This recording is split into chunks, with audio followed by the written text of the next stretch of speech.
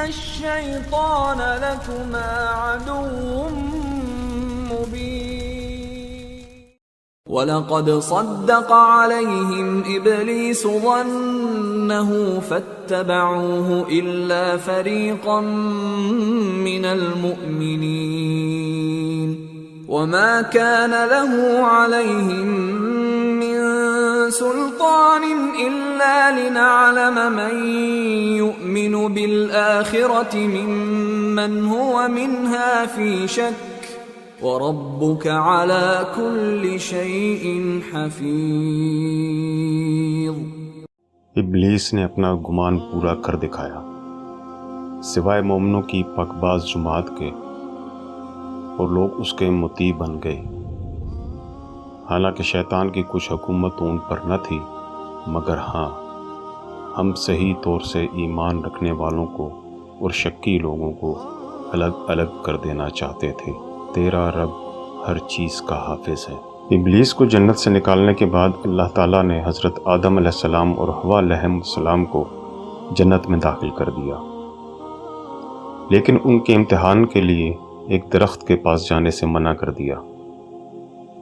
جب ابلیس نے دیکھا کہ جس کی وجہ سے اللہ تعالیٰ نے اسے ملعون ٹھہرایا اسے جنت میں داخل کر دیا گیا ہے، اور وہ عیش و آرام کی زندگی گزار رہا ہے اور اللہ تعالیٰ کی نعمتوں سے فائدہ اٹھا رہا ہے، تو اسے بہت غصہ آیا اور انتقام کا جذبہ اور بڑھ گیا۔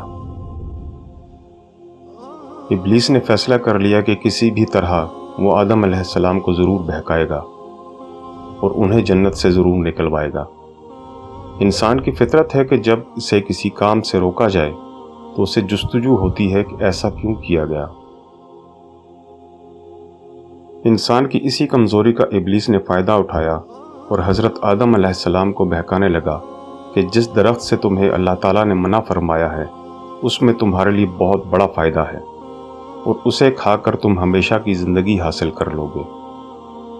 انسان کی بڑی بڑی خواہشات میں سے ایک یہ بھی ہے کہ اسے کبھی موت نہ آئے اور وہ ہمیشہ زندہ رہے۔ آخر کار ابلیس اپنی سازش میں کامیاب ہو گیا اور آدم علیہ السلام اور حوا علیہ السلام کو اس درخت سے پھل کھانے پر مجبور کر ہی دیا۔ سورہ اعراف میں ارشاد باری تعالیٰ ہے، وَيَا آدَمُ اسْكُنْ أَنْتَ وَزَوْجُكَ الْجَنَّةَ فَكُلَا مِنْ حَيْثُ شِئْتُمَا وَلَا تَقْرَبَا هَذِهِ الشَّجَرَةَ فَتَكُونَا مِنَ الظَّالِمِينَ فَوَسْوَسَ لَهُمَا الشَّيْطَانُ لِيُبْدِيَ لَهُمَا مَا وُورِيَ عَنْهُمَا مِنْ سَوْآتِهِمَا وَقَالَ مَا نَهَاكُمَا رَبُّكُمَا عَنْ هَذِهِ الشَّجَرَةِ إِلَّا أَنْ تَكُونَا مَلَكَيْنِ أَوْ تَكُونَا مِنَ الْخَالِدِينَ وَقَاسَمَهُمَا إِنِّي لَكُمَا لَمِنَ النَّاصِحِينَ فَدَلَّاهُمَا بِغُرُورٍ فَلَمَّا ذَاقَا الشَّجَرَةَ بَدَتْ لَهُمَا سَوْآتُهُمَا وطفقا يخصفان عليهما من ورق الجنة وناداهما ربهما ألم أنهكما عن تلكما الشجرة وأقل لكما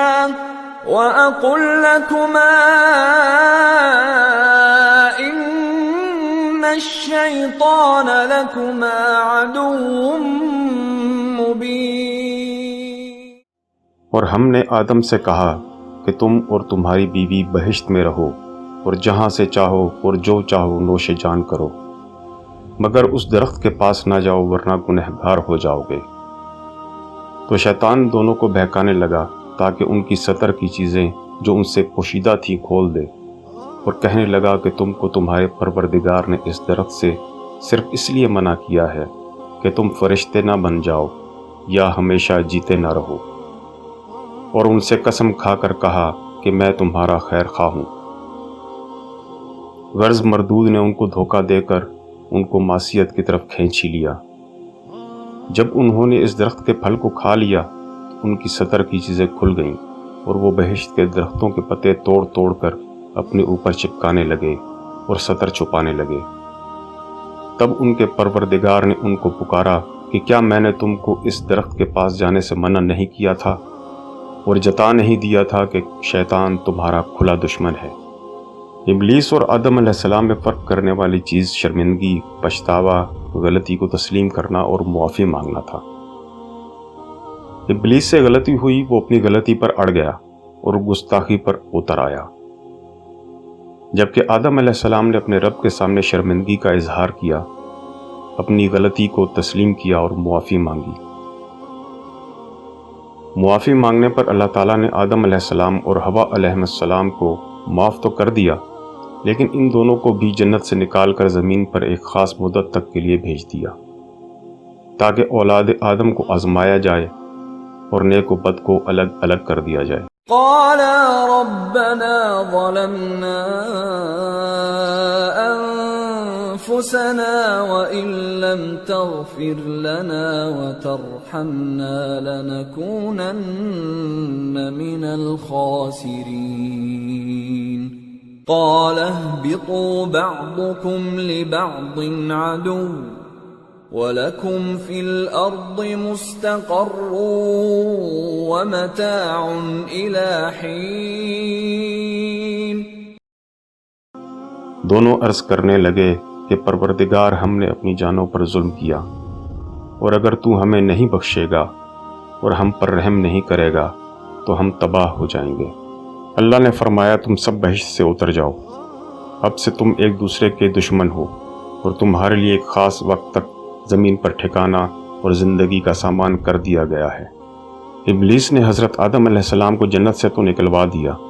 لیکن اس کے دل کا بغض اور حسد ختم نہ ہوا، کیونکہ اس کا اصل مقصد اولاد آدم کو جنت سے دور کر کے جہنم میں پہنچانا تھا، جس کی اس نے قسم کھائی تھی۔ وہ ہمیشہ انسان کے لیے اس راستے پر بیٹھا رہتا ہے جو انسان کو اللہ کے قریب لے کر جاتا ہے، اور ہر اس راستے پر چلنے کے لیے اکساتا ہے جو انسان کو اللہ سے دور کر کے جہنم کا ایندھن بنا دے۔ انسانوں کو بہکانے کے لیے شیطان مختلف حربے استعمال کرتا ہے۔ وہ کبھی بھی کھل کر انسان کو یہ نہیں کہتا کہ اللہ تعالیٰ کی نافرمانی کرو، بلکہ وہ ایسی چالیں چلتا ہے جس سے انسان کو سیدھا راستہ مشکل، دشوار اور غلط دکھائی دے، اور غلط راستہ آسان، پرکشش اور صحیح۔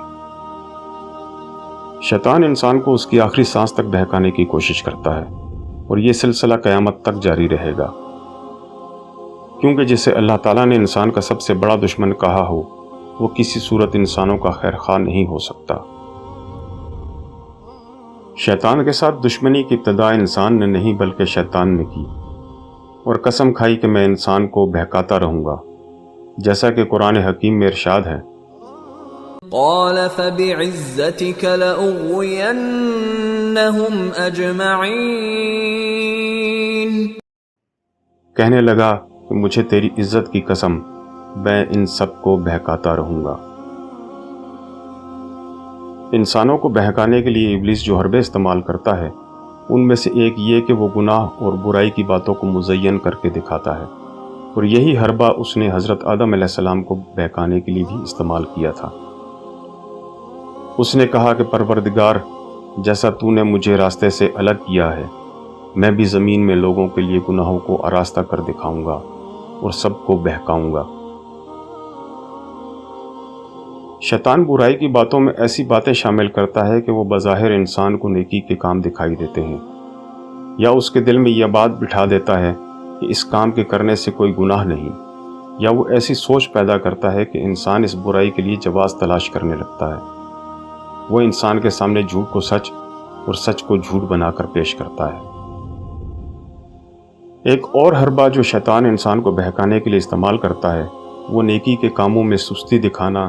یا ان میں تاخیر کرنا ہے۔ شیطان انسان کے دل میں یہ بات ڈالتا ہے کہ ابھی اس کام کے کرنے کے لیے کافی وقت پڑا ہے، اس لیے پریشان ہونے کی ضرورت نہیں۔ شیطان نیکی کی طرف جاتے ہوئے انسان کو ایسے کام یاد دلا دیتا ہے جس کی وجہ سے اس کی توجہ فوری طور پر اس کام سے ہٹ جاتی ہے۔ ہم اکثر دیکھتے ہیں کہ کھیل کود میں مصروف ہو کر لوگ اپنی نماز تک سے غافل ہو جاتے ہیں۔ کھیل کود گناہ نہیں بلکہ انسانی صحت کے لیے بہت ضروری چیز ہے، اور شیطان اسی چیز کو بہانہ بنا کر انسان کو اس قدر کھیل میں مشغول کر دیتا ہے کہ وہ اللہ تعالیٰ کی عبادت سے غافل ہو جاتا ہے۔ شیطان انسان کے دل میں یہ بات ڈالتا ہے کہ ابھی نوجوانی کی عمر ہے، ابھی مجھے کھیلنا کودنا چاہیے، سیر سپاٹا کرنا چاہیے، دوستوں کے ساتھ وقت گزارنا چاہیے اور اپنی جوانی کا لطف اٹھانا چاہیے۔ نیک اعمال اور عبادات کے لیے تو ابھی کافی عمر پڑی ہے۔ انسان یہ بھول جاتا ہے کہ موت کا وقت صرف اللہ تعالیٰ کو معلوم ہے، وہ کسی بھی وقت آ سکتی ہے، اس کے لیے بڑھاپا آنا ضروری نہیں۔ وقت ایک ایسی چیز ہے کہ دنیا کا امیر ترین انسان اپنی ساری دولت دے کر بھی اپنی زندگی میں ایک سانس کا اضافہ نہیں کر سکتا۔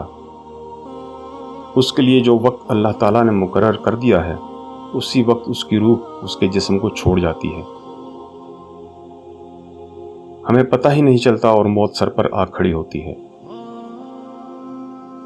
شیطان ہمارے دل میں مال و دولت، آسائش، جنسی خواہشات، عیاشی جیسے کاموں کے لیے کشش پیدا کرتا ہے، اور ہم ساری زندگی انہی چیزوں میں الجھے رہتے ہیں۔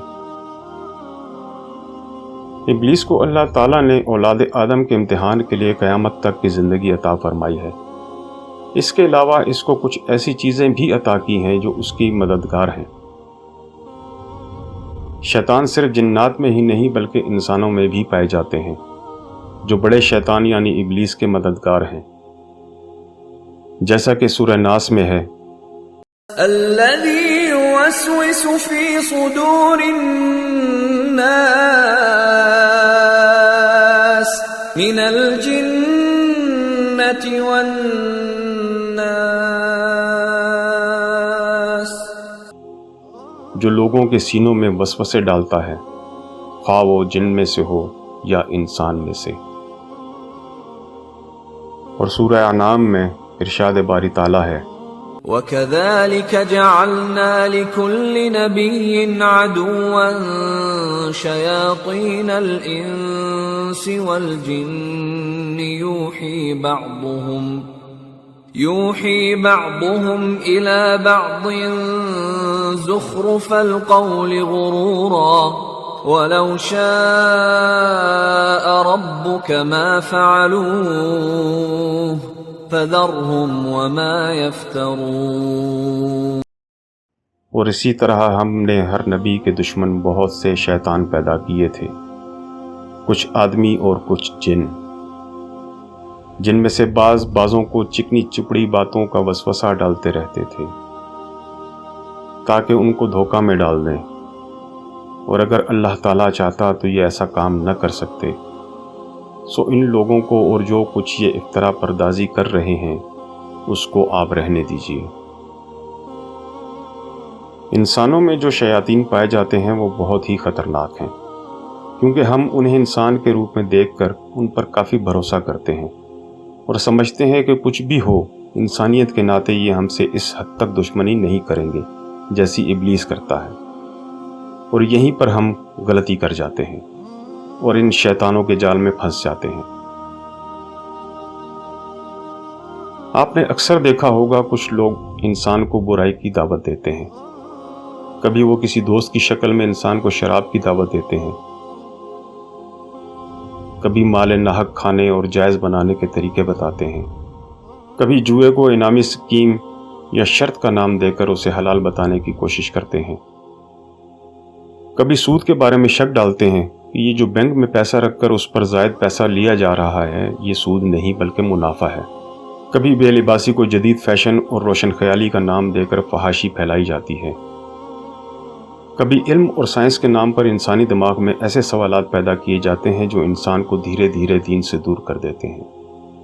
کبھی دین کے بارے میں طرح طرح کے سوال اٹھائے جاتے ہیں یا علماء دین کو تنقید کا نشانہ بنایا جاتا ہے، اور کبھی کسی عالم دین نظر آنے والے انسان کو استعمال کر کے لوگوں کے عقائد میں خرابی پیدا کی جاتی ہے۔ کبھی دین میں نئے نظریات و افکار یعنی بدعات شامل کر کے انسانوں کو بہکایا جاتا ہے اور عام لوگ یہ سمجھ لیتے ہیں کہ یہی اصل دین ہے۔ اللہ تعالیٰ کی نافرمانی اور برائی کے ایسے بے شمار راستے ہیں جو انسانی شیاطین متعارف کرواتے ہیں۔ شیاطین میں سے جو جنات ہیں وہ انسان کے جسم میں خون کی طرح گردش کرتے ہیں اور انسان کی سوچ اور خیالات پر اثر انداز ہوتے ہیں۔ ایسی سوچ اور خیالات کا چونکہ ظاہری وجود نہیں ہوتا، اس لیے انسان جو اپنے خیالات کو پاک نہیں رکھتا اور جس کے ساتھ اللہ تعالیٰ کی مدد نہیں ہوتی، وہ ان خیالات کے بہکاوے میں آ جاتا ہے۔ سنن دارمی میں سیدنا جابر رضی اللہ تعالیٰ عنہ سے روایت ہے، رسول اللہ صلی اللہ علیہ وسلم نے فرمایا، جن عورتوں کے شوہر غائب ہوں ان کے پاس داخل نہ ہو، اس لیے کہ شیطان رما رہتا ہے۔ بعض اوقات راوی نے کہا، کیونکہ شیطان آدمی کے جسم میں ایسے ہی چلتا ہے جیسے خون چلتا ہے۔ شیطان کے انسانی خون کے ساتھ گردش کرنے کا یہ مطلب ہرگز نہیں کہ وہ انسان سے زبردستی کوئی کام کروا لیتا ہے، بلکہ وہ انسان کے دل میں وسوسے ڈالتا ہے اور اس کے دل میں منفی خیالات اور شکوک و شبہات پیدا کرتا ہے۔ اللہ تعالیٰ کی طرف سے ہر انسان کے ساتھ اس کا ایک ساتھی شیطان اور ایک ساتھی فرشتہ مقرر کیا گیا ہے۔ صحیح مسلم کی روایت ہے، ہر ایک آدمی کے ساتھ اس کا ساتھی شیطان اور ساتھی فرشتہ مقرر کیا گیا ہے۔ شیطان جن ہر وقت انسان کے ساتھ موجود رہتا ہے اور جو ہی وہ اسے اللہ کی یاد سے غافل پاتا ہے، اس پر مختلف طریقوں سے حملہ آور ہوتا ہے۔ اسی طرح جب انسان برائی کے راستے کی طرف چلنے لگتا ہے تو اللہ تعالیٰ کی طرف سے مقرر کیا گیا فرشتہ اسے اس راستے کے انجام کے بارے میں خبردار کرنے لگتا ہے اور اسے سمجھاتا ہے کہ یہ گناہ کا کام ہے اور اللہ تعالیٰ کی ناراضگی کا باعث ہے اور اس گناہ کی سزا جہنم ہے۔ ابلیس کی زندگی کا ایک ہی مقصد ہے کہ وہ کسی طرح انسان کو اللہ کے بتائے ہوئے راستے سے بھٹکا دے اور اسے جہنم میں داخل کر دے، اور وہ اپنے اس مقصد سے ایک لمحہ کو بھی غافل نہیں ہوتا۔ شیطان چاہے جنات میں سے ہوں یا انسانی شکل میں،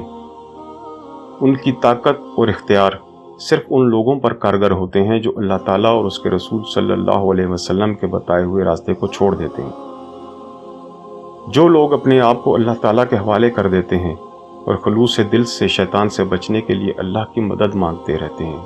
شیطان ان کا کچھ نہیں بگاڑ سکتا۔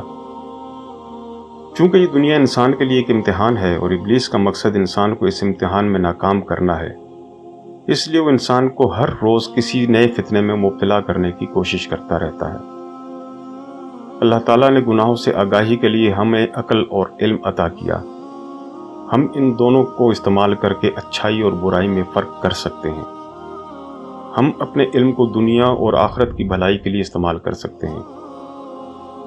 لیکن علم کے غلط استعمال سے انسان اپنے اور دوسروں کے لیے تباہی و بربادی کا سامان بھی کر سکتا ہے۔ اس لیے اللہ تعالیٰ نے ہمیں بے یار و مددگار نہیں چھوڑا، بلکہ ہمیں برائی سے روکنے اور اچھائی کی ترغیب دینے کے لیے انبیاء کو ہماری طرف بھیجا۔ تمام انبیاء ہم تک اللہ کا پیغام پہنچاتے اور شیطان کے خلاف ہماری رہنمائی کرتے رہے، لیکن ان نبیوں اور پیغمبروں کے دنیا سے چلے جانے کے بعد انسان پھر شیطان کے چنگل میں پھنس جاتے۔ قرآن پاک میں اللہ تعالیٰ نے ہمیں ایسی بہت سی قوموں کے بارے میں بتایا ہے جنہوں نے اللہ تعالیٰ کی نافرمانی کی اور شیطان کے بتائے ہوئے راستے پر چلتے ہوئے گناہوں اور بدکاریوں میں ملوث ہوئے۔ انہیں دین حق کی دعوت دینے کے لیے اللہ تعالیٰ نے انبیاء کو بھیجا، لیکن جب ان قوموں نے ان کی بات نہ مانی اور اپنے گناہوں پر اصرار کرتے ہوئے حدود سے تجاوز کر گئے تو اللہ تعالیٰ نے ان قوموں کا نام و نشان بھی دنیا سے مٹا دیا۔ اللہ تعالیٰ کی انہی نافرمان قوموں میں سے ایک قوم بنی اسرائیل بھی ہے، جس کے بے شمار گناہوں کے باوجود اللہ تعالیٰ نے اسے ہلاک نہیں کیا۔ بنی اسرائیل کو ہلاک نہ کرنے کے پیچھے بھی اللہ تعالیٰ کی خاص مصلحت ہے، اور وہ یہ کہ اس قوم کا خاتمہ حضرت عیسیٰ علیہ السلام کے ہاتھوں ہونا ہے، اور دوسری وجہ اس قوم کے ذریعے اللہ تعالیٰ کے نیک لوگوں کا امتحان بھی مقصود ہے۔ آئندہ ویڈیوز میں بنی اسرائیل کے بارے میں مزید جان کر آپ کو اندازہ ہو جائے گا کہ کس طرح اللہ اس قوم کے ذریعے اپنے بندوں کا امتحان لے رہا ہے،